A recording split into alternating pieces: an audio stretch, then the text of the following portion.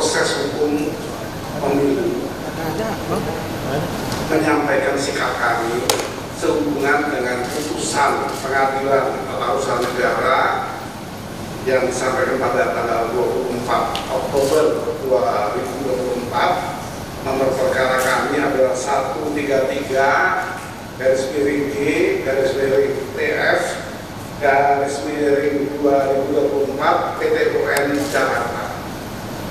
Isi dari amar putusannya secara lengkap kami terima melalui IKOR, menyebutkan bahwa mengadili eksepsi menerima eksepsi tergugat dan terbuat dua intervensi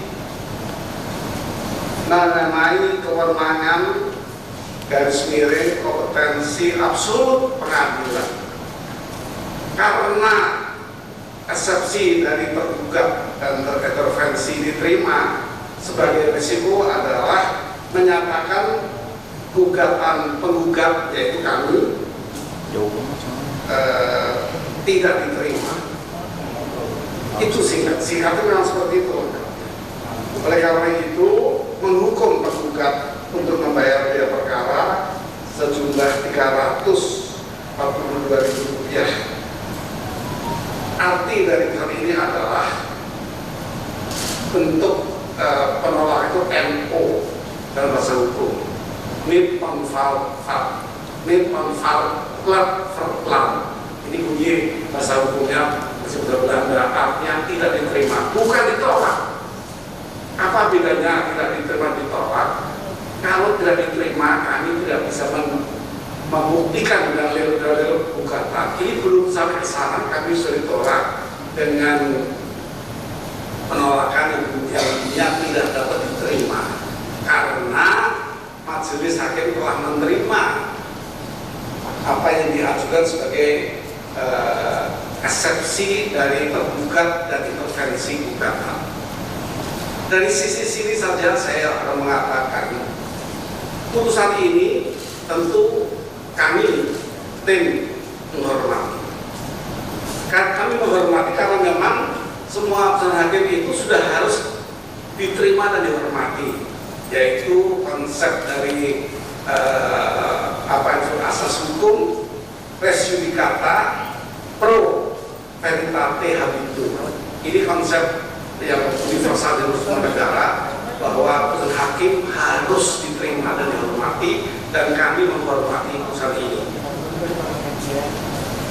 Tetapi putusan ini dibuat oleh orang yang bernama hakim.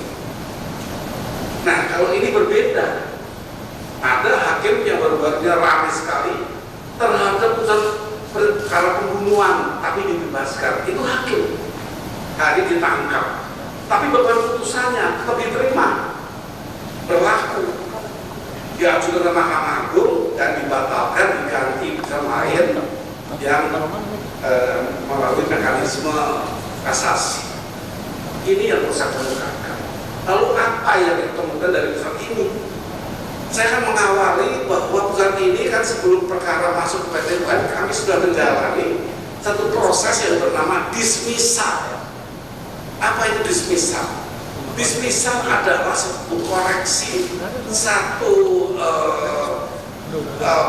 pemahaman dari PT UN dipimpin oleh ketua PT UN DKI itu sebagai bagian dari menseleksi apakah ini layak, apakah sudah betul tempatnya di sini. Ternyata kami dinyatakan layak untuk diteruskan dan di PT UN ini.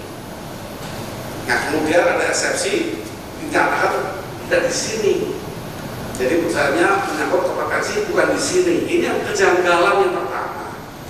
Nah, ini bukan bagian dari lembaga peradilan, ini oleh hakim-hakimnya yang harus kita persoalkan kenapa hakim ini mengambil langkah ini.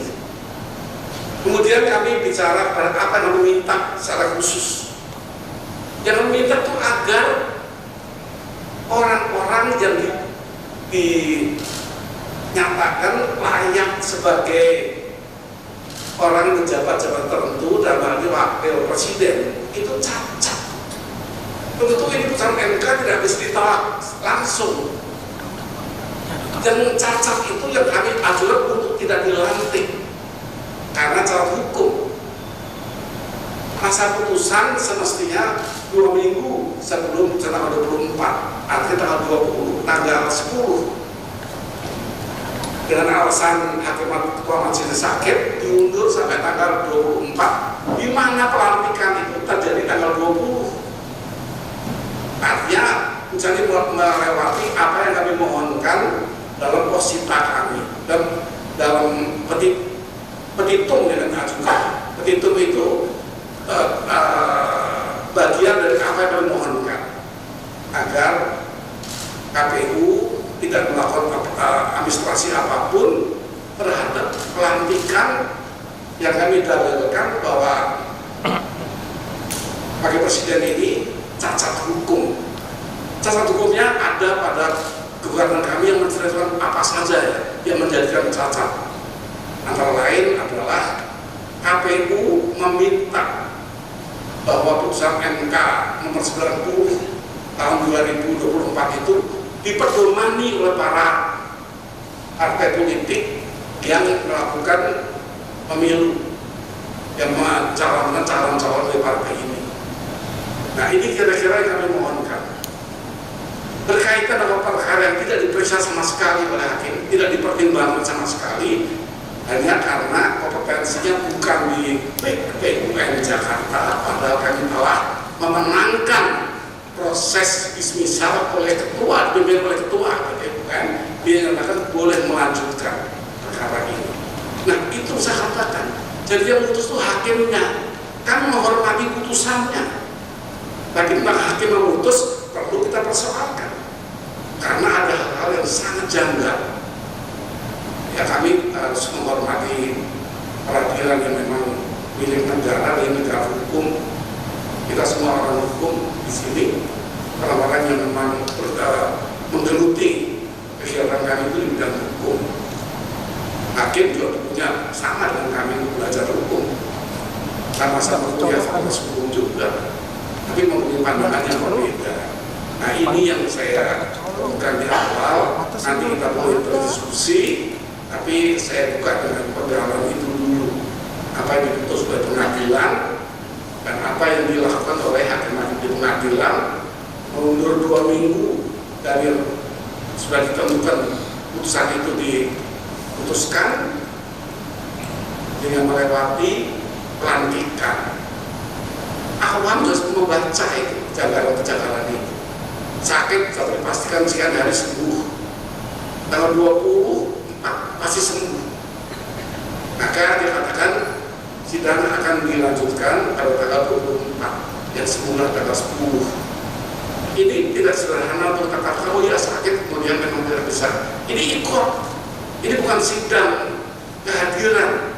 Kalaupun sakit pun bisa memutus kalau tidak berat untuk tindakan dokter yang sifatnya mungkin operasi dan sebagainya. Ini ikut. Putusan tanggal 10 bisa disampaikan karena ini harus sidang di pengadilan, di rumah sakit dimanapun bisa dan sah. Tapi elektronik itu menjadi surat elektronik itu sama dengan surat yang lain ada sekarang ini.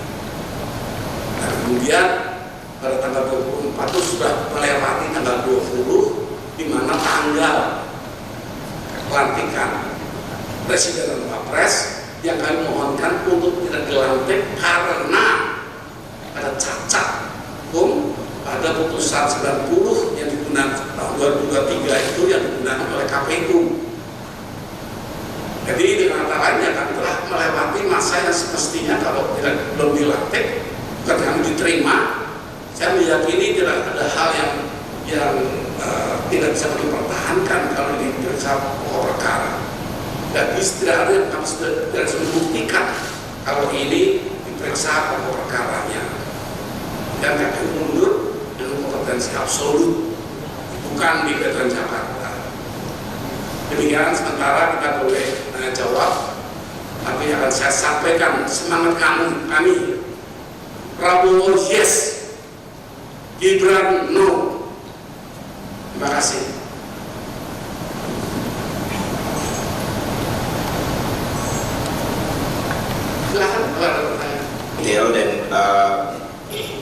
seperti yang kita ketahui bahwa putusan ini bersifat final and binding, memang belum ada langkah yang lain.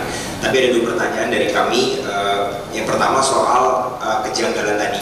Artinya memang dari PDIP sendiri atau tim hukum sendiri sebenarnya sudah membaca sejak pada saat hakim menyatakan sakit bahwa putusan yang terjadi pada tanggal 24 kemarin ini tentu akan ditolak begitu.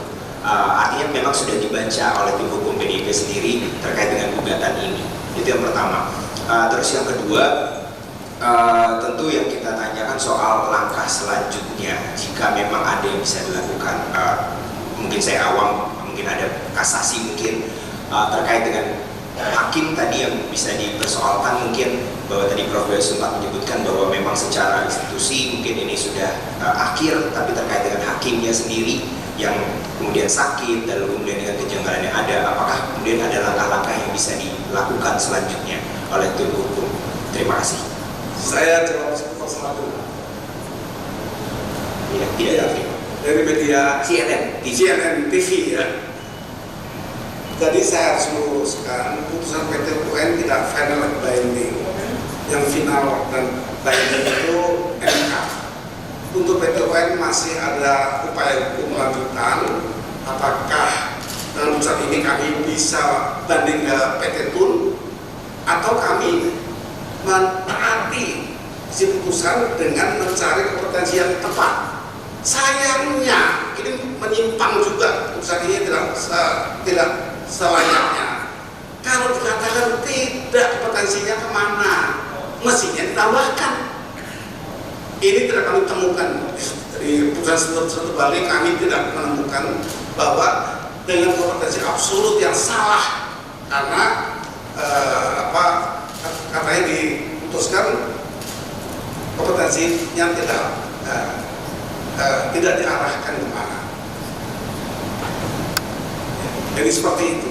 Jadi hanya dia mengatakan kompetensinya tidak di PT UN. Lalu di mana? Putusan harus jelas. Ini masalah-masalah yang ditanggung jawab keadilan. Ya kalau nggak di PT UN di mana? Apa di PN atau di MK?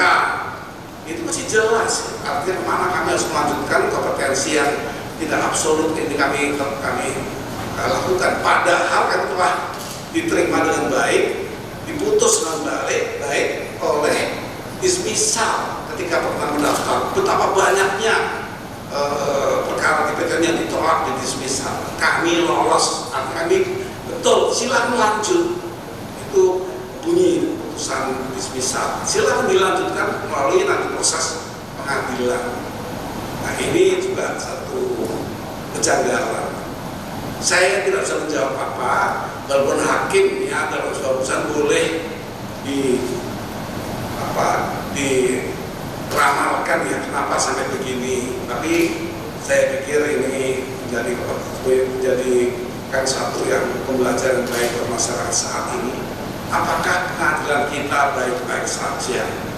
Ini menjadi pembelajaran yang perlu kita perhatikan. Pertanyaan kedua tadi, apakah ada upaya lain dan apakah kami akan melakukan upaya lain?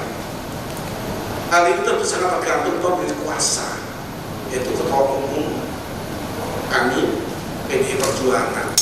Namun kalau boleh saya berkata pribadi gayus lumbung, saya katakan tidak usah ada upaya hukum lain, banding atau hukum yang lain, selama kondisi peradilan masih seperti ini.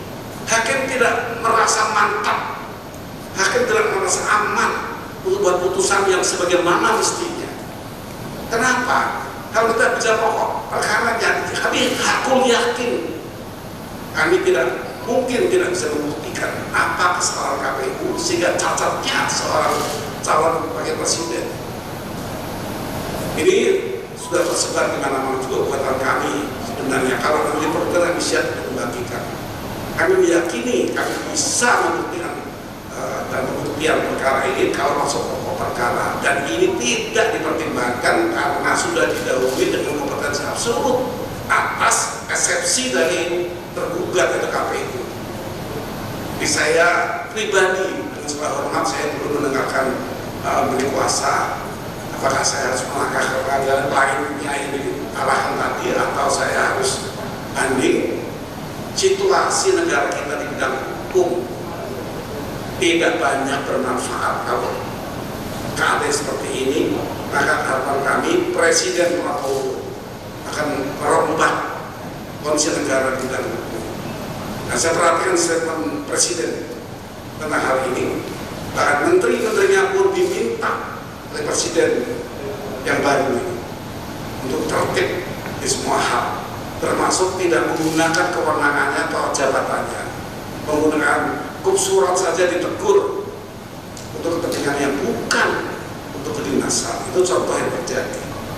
Besar harapan kami kepada Presiden Prabowo untuk melakukan perbaikan-perbaikan, terutama di bidang peradilan, karena sudah jelas transaksional terjadi, intervensi terjadi.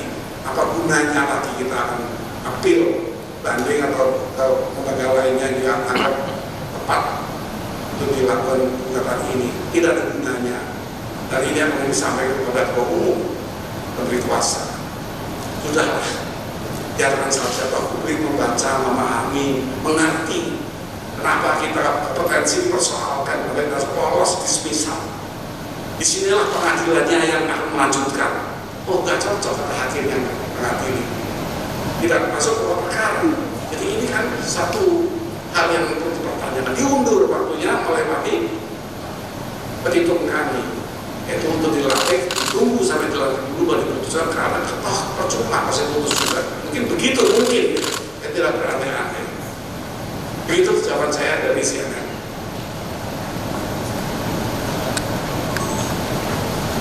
Pak Amir Karyati, anggota tim. Mohon izin untuk menambahkan apa yang sudah disampaikan Prof. Gayus tadi. Teman-teman tentu masih ingat pada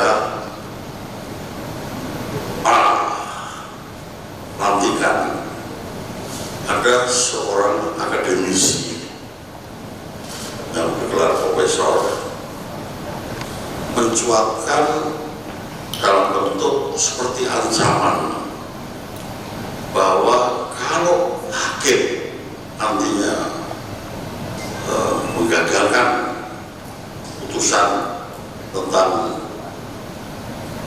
Gibran sebagai calon wakil presiden bisa ditangkap. Kaitannya dengan keputusan yang mundur tentang kompetensi absolut. Di dalam persidangan ada saksi-saksi ahli, 3 orang, 2 orang dari penggugat, 1 orang dari tergugat intervensi. Yang ketiganya bukan kaleng-kaleng nih, ahli, ada 2 profesor, 1 doktor yang menyatakan bahwa sudah tepat gugatan dari penggugat ini masuk dalam ranah PT UN. Jadi kalau sekarang hakimnya nyatakan bahwa ini kompetensi absolut tidak tepat di situ, ini kan terjadi sesuatu yang anomali. Itu yang bisa saya tambahkan di sini. Terima kasih. Saya juga akan menambahkan, pemilu itu memang diatur menurut undang-undang ada 3 jalur. Kalau orang mengatakan sudah diputus MK kok masih dipersoalkan, nggak mau terima kalah, itu disampaikan. Semula, terakhir ini kami mendapatkan dukungan banyak sebelum putusan. Semula kami dikatakan begitu, karena tidak pahamnya proses sengketa pemilu ini ada 3 jalur tadi. Yang pertama, jalur dibuat di MK itu kalau terjadi selisih hasil, itu kan di MK, aturannya ada di sini, undang-undang.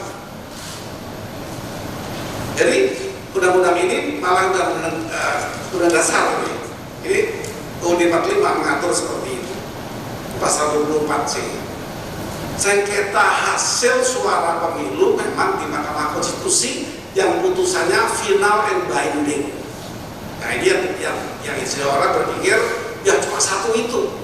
untuk gugat pemilu cuma satu. Ternyata ada berikutnya yang kedua, yaitu kalau terjadi sengketa tahapan-tahapan pemilu. Pada proses ini diatur di Undang-Undang Nomor 7 Tahun 2017, Undang-Undang tentang Pemilu itu, yaitu apabila ada sengketa pada tahapan-tahapan, apa contohnya? Misalnya, undang-undang yang mengatur mengenai proses pemilu itu ada masa kampanye, masa tenang, dan lain itu dilakukan salah-salah oleh penyelenggara, yaitu KPU. Dan ini harus melalui Bawaslu, yaitu proses administrasi, bahwa benar pelanggaran, baru ke PT UN juga, bukan ke MK, PT UN. Jadi yang Finlandia ini tidak ansih hanya begitu. Sebab kalau ada tahapan dipersoalkan, digugat, itu melalui Bawaslu, dibawa ke PT UN. Itu yang kedua.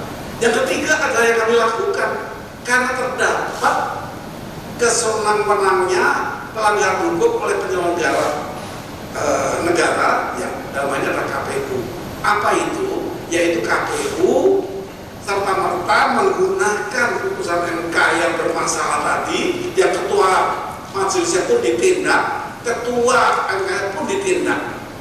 Itu digunakan oleh KPU melalui suratnya ke semua parpol yang serta pemilu dengan isi untuk digunakan untuk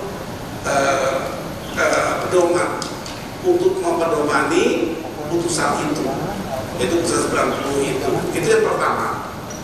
Yang kedua, tidak membawa ini ke ketentuan undang-undang yang mengatur bahwa semua putusan MK itu tidak serta-merta diberlakukan seperti digunakan oleh KPU itu, harus ke DPR atau Presiden untuk dilakukan ditindaklanjuti kepada masyarakat, ya sebagai bentuk di bawah DPR itu gunanya untuk disampaikan ke masyarakat bahwa ada putusan seperti ini, atau Presiden, tapi ini tidak dilakukan. Apa sanksi yang tidak dilakukan? Pasal 10 Undang-Undang Nomor 12 Tahun 2011 menyebutkan bahwa kewajiban ini apabila tidak dilakukan akan terjadi kekosongan hukum. Itu jelas, penjelasan juga seperti itu. Nah, oleh karena arahan ke DPR untuk dengan pendapat umum, untuk dilakukan dengan pendapat umum di DPR, itu bunyinya. Ini tidak ada KPU. Nah, ini poin-poin atau beberapa hal, ya masih banyak lagi yang kami gunakan sebagai pokok perkara pada gugatan kami. Ini sama sekali tidak dipertimbangkan karena hukum acara sudah kompetensi salah. Jadi digunakan ini. Nah, ini tentu kita mengerti kalau tidak puas banding seperti itu. Tidak puas semua perkara boleh dilakukan dengan upaya lanjutan. Tetapi bagi kami, saya mohon kalau warnanya sudah seperti ini, buat apa lagi? Kalau peradilannya masih seperti ini, buat apa lagi upaya-upaya lanjutan itu? Nah, inilah yang kami sampaikan, kira-kira melengkapi tadi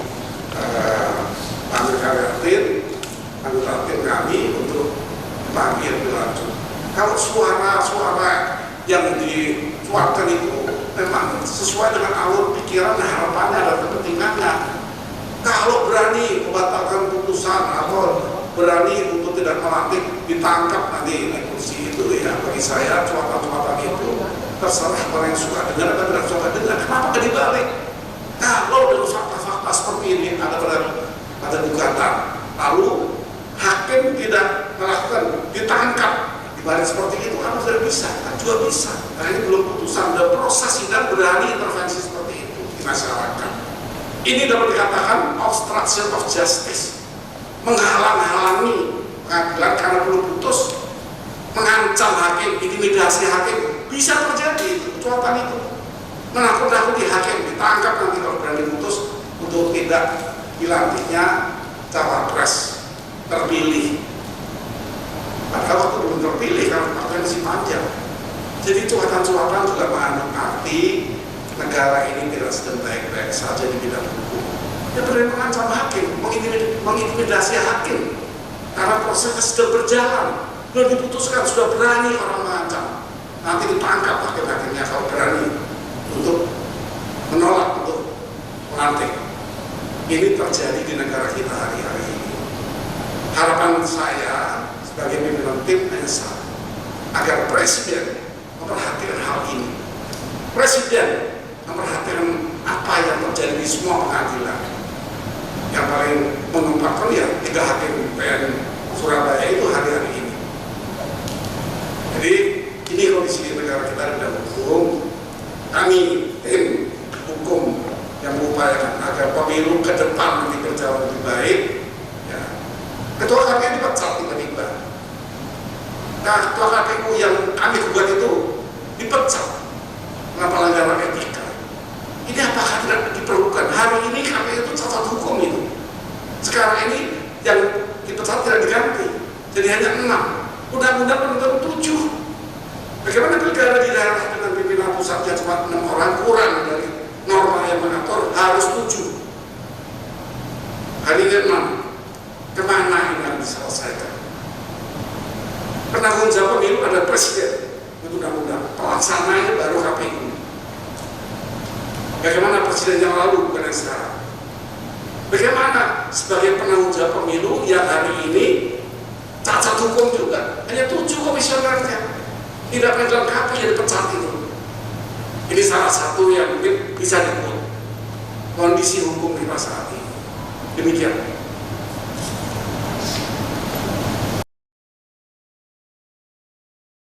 Saat menangkap, mengumpulkan, dan mengolah peristiwa, Menandatangani secara paksa oleh penyidik. kami kerahkan upaya terbaik. Ketika menyampaikan berita serta informasi, kami tak sekadar menyapa. Ada referensi, aspirasi, juga inspirasi yang menjadi misi. Sapa Indonesia di Kompas TV. Independen, terpercaya.